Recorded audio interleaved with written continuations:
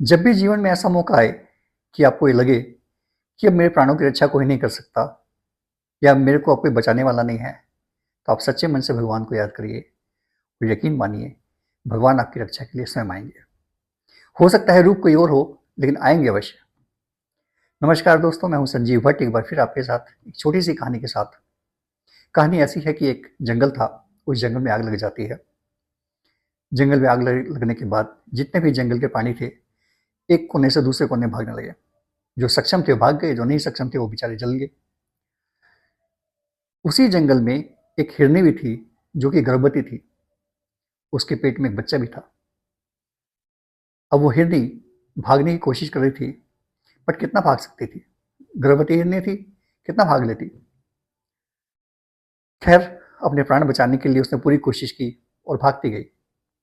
भागते भागते एक ऐसी जगह पहुंच गई जहां से भागना उसके बस की बात नहीं थी अब।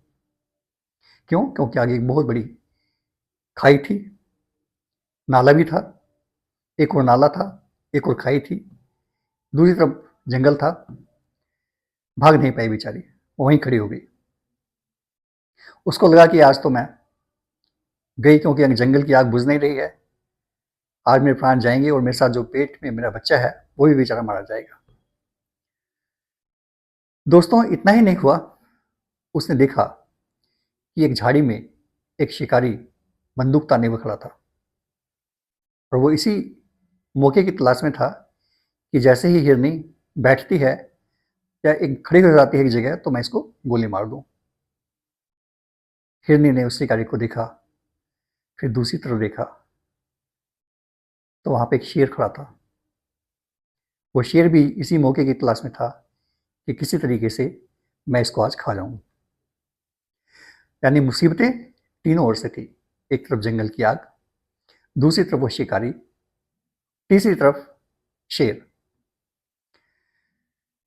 हिरनी ने अपने भगवान को याद किया और बोली कि हे प्रभु, आज तो मेरे प्राण बहुत संकट में है।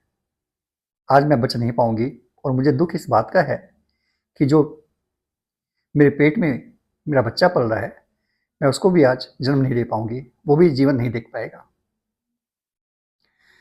दोस्तों, कहते हैं परमात्मा जब मदद करते हैं तो उनका मदद का कोई तरीका ही अलग होता है, उसको कोई समझ नहीं पाता। इतने में मूसलाधार बारिश चालू हो गई। बारिश की बूंदें तेज बरसने लगी।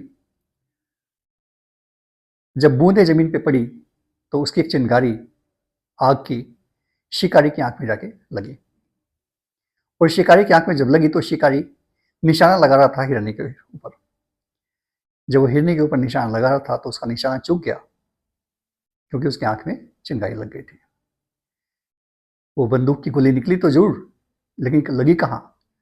वो जाके लगी सामने शेर को, और शेर वहां पे घायल होकर गिर पड़ा। शिकारी जो था, उसकी आंख में चिंगारी लग गई थी। वो अपने प्राण बचाने के लिए भागता वहां से भागा। शिकारी अपना शिकार नहीं कर पाया, शेर अपना शिकार नहीं कर पाया। परमात्मा की कृपा से बारिश हुई, और उस बारिश से जंगल की आग भी बुझ गई। और उस हिरनी ने वहां से धीरे से आगे बढ़ते हुए एक सुरक्षित जगह पे जाके अपने बच्चे को जन्म दिया।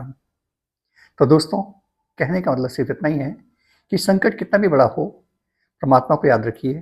परमात्मा आके मदद करने के लिए किसी ना किसी रूप में जरूर आएंगे, और यही इस कहानी का सार था। तो दोस्तों, कहानी अगर आपको पसंद आई है तो इसे लाइक करिए, सब्सक्राइब करिए चैनल को अगर आपने सब्सक्राइब नहीं किया है, फॉरवर्ड करिए, और अंत में मस्त रहिए, स्वस्थ रहिए, व्यस्त रहिए। धन्यवाद।